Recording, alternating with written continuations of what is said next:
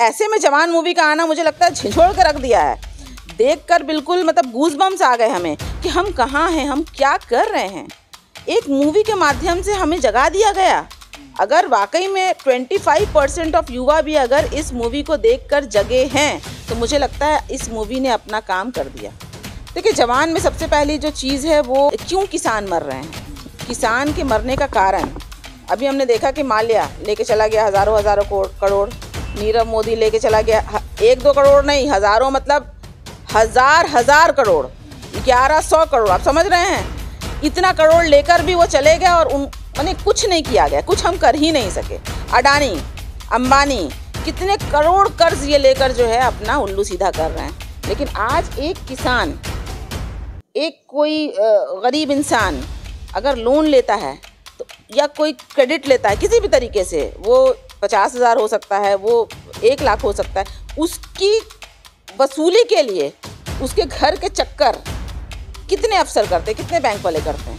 और यही चक्कर अगर लगा लेते वो उद्योगपतियों के, तो शायद हमारे देश में ये गरीबी नहीं होती। आधा पैसा तो वो लूट ले गए और जो थोड़ा बहुत बचा है वो खून जो है वो चूस रहे हैं गरीबों का। यही इस मूवी में दिखाया गया और सबसे अच्छा चीज़ मुझे यही लगा। एक सीन है जहाँ पर दिखाया गया है कि ऑक्सीजन की कमी से बच्चे मर गए। मुझे याद आ रहा है कि ये शायद कहीं ना कहीं डॉक्टर कफील के केस से ये कनेक्ट होता है। डॉक्टर कफील ने भी ऐसा ही कुछ करने की कोशिश की थी यूपी में, जहाँ पर जब उन्होंने ये स्टेटमेंट दिया कि ऑक्सीजन की कमी से बच्चे मर गए तो उन पर ही उल्टा केस और लांछन लगाकर उनको गिरफ्तार कर लिया गया था। देखिए, प्रधानमंत्री तो सामने में बहुत नाटक करते हैं। अभी वो जब विदेश के दौरा किए थे, वो इजिप्ट में जाकर मस्जिद का दौरा किए थे। क्या उन्होंने कभी भारत में किसी मस्जिद का दौरा किया है? तो ये कहते हैं हाथी के दांत दिखाने के कुछ और खाने का कुछ और। तो मोदी जी शायद उनमें से ही हैं। वो बाहर फॉरेनर्स के सामने वो अपने आप को बिल्कुल अलग रूप में दिखाते हैं। वो ये नहीं दिखाते कि वो किस तरह से देश में जो है दंगे करवा रहे हैं, किस तरीके से देश में जाति पाति के आधार। देखा तो ये भी गया कि ये 4,000 करोड़ रुपए की लागत के साथ क्या किया गया, ज़्यादा से ज़्यादा क्या किया गया, उस झोपड़ियों को ढाया गया, जो बेजुबान जानवर हैं उनको मार के हटाया गया, जो हमारे जितने भी भारतवासी हैं जो उस इलाके में रहते थे उनको ऑर्डर दिया गया कि वो बिल्कुल ना झांके इस पार, जैसे वो बिल्कुल विदेश में रहते हों। ये बिल्कुल बॉर्डर सा बना दिया था कि ये जो मुखौटा दिखावा वाला जो चीज़ है, इसको बनाने के लिए इतने सारे पैसे, देश का पैसा, टैक्स पेयर्स का पैसा, इसका जो रिटर्न है वो कितना होगा वो आने वाला समय बताएगा। ऐसा कोई भी भारतवासी नहीं होगा जो नहीं खुश होगा। खुश तो तब हम भी थे, तब भी थे जब कॉमनवेल्थ गेम भी हुए हैं। इंदिरा गांधी के समय में नॉन अलायंस कॉन्फ्रेंस भी हुआ है यहाँ पर, एशियन गेम्स भी हुए हैं और G20 तो नहीं बट 2002 में G20 फाइनेंस मिनिस्टर्स के कॉन्फ्रेंस भी हुई है। तो ये भारतवासियों के लिए गर्व की बात है, हर एक भारतवासी के लिए। इसका श्रेय किसी एक पर्सन को या एक पॉलिटिकल पार्टी को नहीं जाती। दूसरी बात है, इसको लेकर जो इतना प्रोपेगेंडा किया, 3.5 से लेकर 4,000 करोड़ रुपए की जो लागत लगी है, जिसमें हमने ये भी देखा कि स्लम्स को, भारतवासियों को और घरों को ढकने के लिए भी काफ़ी पैसे लगे हैं इसमें, ताकि कवर किया जा सके, गरीबों को छुपाओ इनफैक्ट मैं कह सकूँगी। ठीक है, अपनी अपनी पॉलिसी है। तो ये जो पैसे लगे हैं इसका आउटकम क्या होगा ये हमारे लिए ज़्यादा मायने रखेगा। हमारे लिए ये मायने नहीं रखता कि कितना फ़ोटो खिंचाया गया, कितने ज़्यादा एक दूसरे से गले मिले मोदी जी, 24 घंटा मोदी जी चलता रहा। एक तो प्रॉब्लम क्या है, मोदी जी चलता रहा?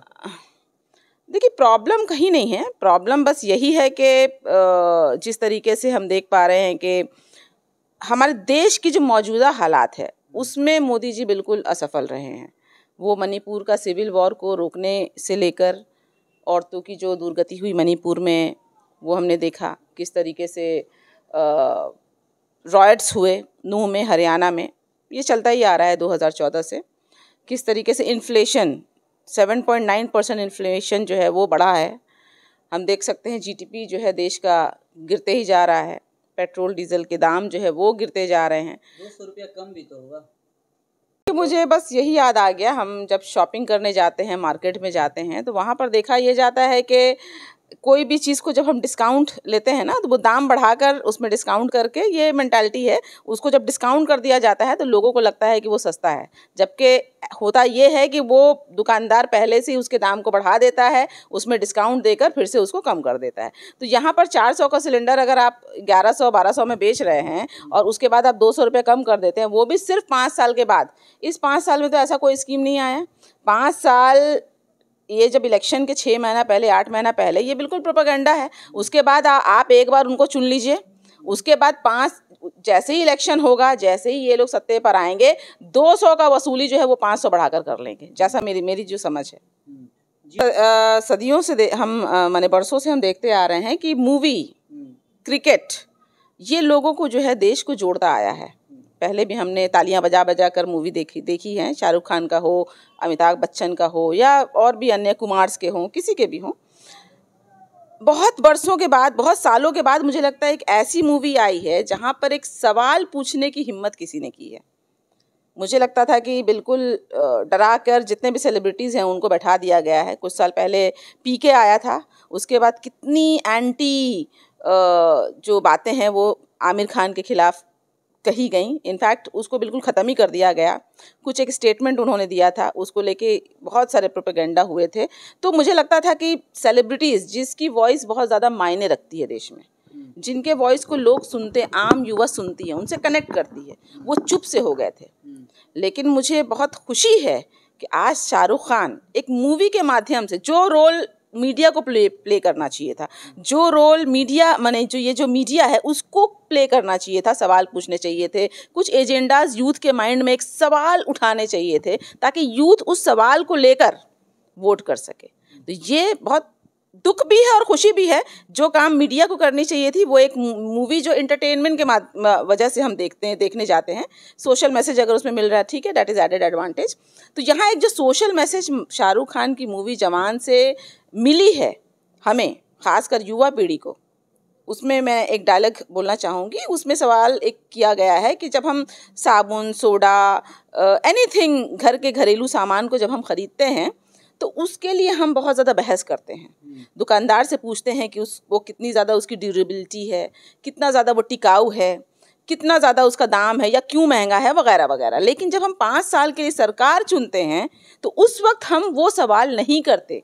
हम ये नहीं पूछते कि हमारे बच्चों को शिक्षा कैसे मिलेगी, 5 साल तक हमारे लिए जो एम्प्लॉयमेंट है वो होगा या नहीं होगा, कैसे होगा, 5 साल तक जो देश का विकास है वो किस तरीके से किया जाएगा, उसके लिए क्या क्या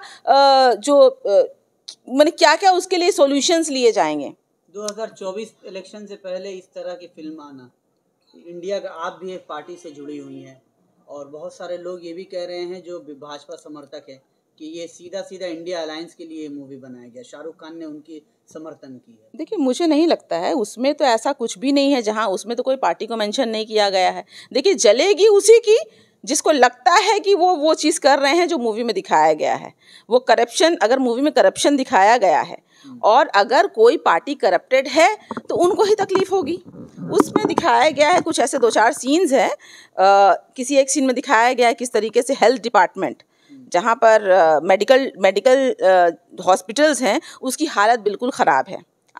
किसानों की जो है वो किसान जो है सुसाइड कर रहे हैं, जहाँ पर 40,000 करोड़ या करोड़ों करोड़ जो है उद्योगपतियों के छोड़ दिए जाते हैं, वहाँ किसानों से सिर्फ चंद हज़ार के लिए वसूली की जाती है, जिसके कारण किसान आत्महत्या करते हैं।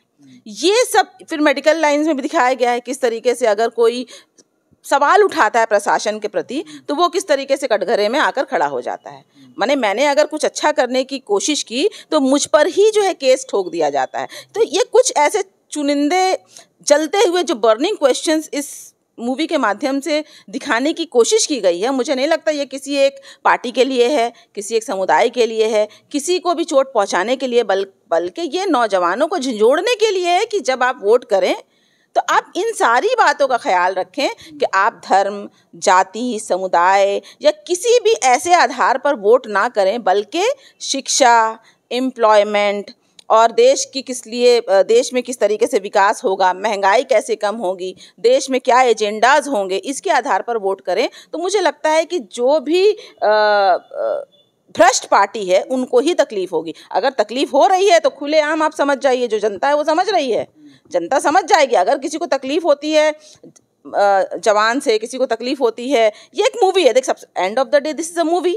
इससे पहले भी हमने, ऐसा नहीं है कि नया कोई मूवी बना है, इससे पहले भी हमने तालियां बजाई हैं जब अनिल कपूर का एक मूवी आया था जिसमें लीड रोल प्ले कर रहे थे, वो नायक मूवी, मुझे याद है, हम लोग थोड़े टीनेजर्स थे, नायक मूवी आया था जिसमें अमरीश पुरी ने एक भ्रष्ट सीएम का रोल प्ले किया था। तो उस वक्त हमने तालियां बजाई थी, हम जो बहुत खुशी खुशी इस मूवी को हमने देखा था, उस वक्त तो कोई सवाल नहीं उठा था। तो आज अगर एक फिर से एक मूवी बनता है, ऐसा नहीं है कोई नया टॉपिक पे बना है, ऐसे टॉपिक पे कई मूवीज़ बन चुके हैं, लेकिन चूंकि एक शाहरुख खान अपने आप में एक ब्रांड हैं, एक नोन फेस हैं, उनको जो है उनसे युवा पीढ़ी कनेक्ट करती है। तो अगर इसको कहते हैं दुखती नस पर हाथ रख देना, तो शाहरुख खान ने शायद उन भ्रष्ट नेताओं के दुखती नस पर हाथ रख दिया है, जिसके वजह से उनके आईटी सेल जो है आज नेगेटिविटी फैलाने पर तुल गए हैं कि वो इस पार्टी से हैं, उस पार्टी से। मुझे नहीं लगता कि शाहरुख खान किसी भी पार्टी के मोहताज हैं, वो अपने आप में एक आइडियल, अपने आप में एक फिगर हैं जिनको सिर्फ देश ही नहीं बल्कि विदेशों में भी लोग जो है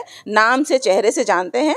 तो शाहरुख खान को ज़रूरत नहीं है कि उन्होंने जस्ट एक मनोरंजन और सोशल मैसेज देने के लिए एक मूवी बनाया है, जिसके लिए मैं उनको सैल्यूट करूंगी, हैट्स ऑफ। इसकी बहुत ज़्यादा ज़रूरत थी, ऐसे मूवी बनना बंद हो गए थे। इनफैक्ट लोग डर से, मुझे लगता है सेलिब्रिटीज़ डर के मारे सामने आना बंद कर दिए थे, क्योंकि जो लोग सामने से कुछ भी बोलते थे उनके खिलाफ कुछ ना कुछ होने लगता था। आपने देखा किस तरीके से शाहरुख खान के बेटे को अभी साल 2 साल पहले कैसे नार्को स्टेट डिपार्टमेंट ने बिना वजह के पकड़ा, उसके बाद वो कुछ प्रूफ भी नहीं हो पाया। अलबत्ता जो भी चीज़ें हैं वो सबके साथ बिल्कुल क्लीन चिट भी मिल गया। इससे साफ जाहिर है कि जो लोग भी, खासकर हिंदू मुस्लिम, सिर्फ आम लोगों तक नहीं है, बल्कि शाहरुख खान एक इंडिया नहीं वर्ल्ड के एक पावरफुल एक्टर के रूप में हम जाने जाते हैं। उनके, यस बिल्कुल इन्फ्लुएंसर, उनके ऊपर अगर ये चीज़ जा सकता है तो आम मुसलमान कहाँ सेफ होंगे। तो जवान को आप सपोर्ट कर रही हैं, प्रधानमंत्री के अगेंस्ट में, आप प्रधानमंत्री की नीतियों के अगेंस्ट में हैं, तो मुझे लगता है इंडिया शब्द से भी आप अगेंस्ट में होंगी, जो भारत करने की बात हो रही है। देखिए, इंडिया भी हमारा है, भारत भी हमारा है, इसकी बंटवारा हम क्यों करें। जिस तरीके से इन्होंने हिंदू मुस्लिम सिख ईसाई सबका बंटवारा कर दिया, यहाँ पर इंडिया और भारत को भी इन लोगों ने तोड़ दिया। तो एक बात बताइए कि ये जो इंडिया शब्द है, ये लोग कहाँ कहाँ से निकालेंगे? क्या, सबसे पहले तो सवाल ये आके खड़ा होता है कि हमारे जितने भी डॉक्यूमेंट्स हैं वो सारे उसमें इंडिया लिखा हुआ है, अगर ये भारत हो जाता है। अच्छा, सबसे बड़ी बात, पहले मेरा ये सवाल है कि इनको परेशानी किस बात से है? जस्ट बिकॉज के ये जो पार्टियां हैं उन्होंने अलायंस करके उसका नाम इंडिया रख दिया है, तो इन्हें इतनी नफरत, इतना चिढ़ कि वो अगर जस्ट बिकॉज अलायंस हो गया है इंडिया के नाम पे, तो ये इंडिया को ही इंडिया से हटा देंगे।